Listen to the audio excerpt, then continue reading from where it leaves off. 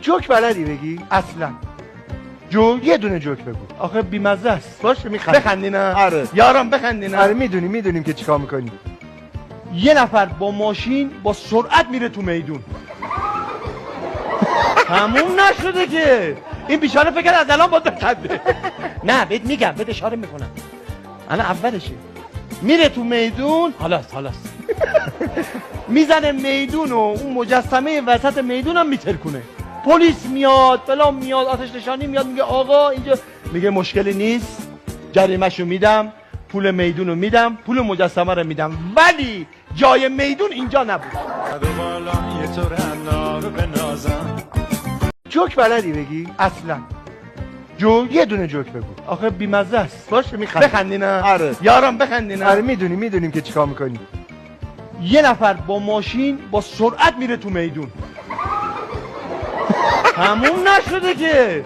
این بیچاره فکر از الان با بخنده. نه بهت میگم، بهت اشاره میکنم. الان اولشه. میره تو میدون، خلاص میزنه میدون و اون مجسمه وسط میدون هم میترکونه.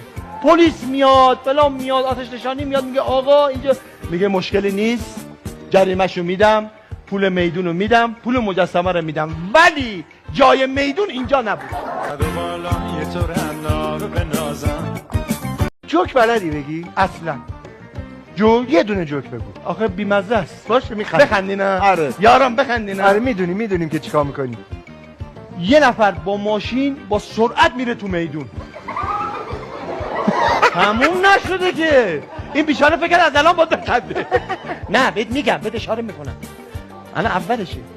میره تو میدون، خلاص میزنه میدون و اون مجسمه وسط میدون هم میترکونه.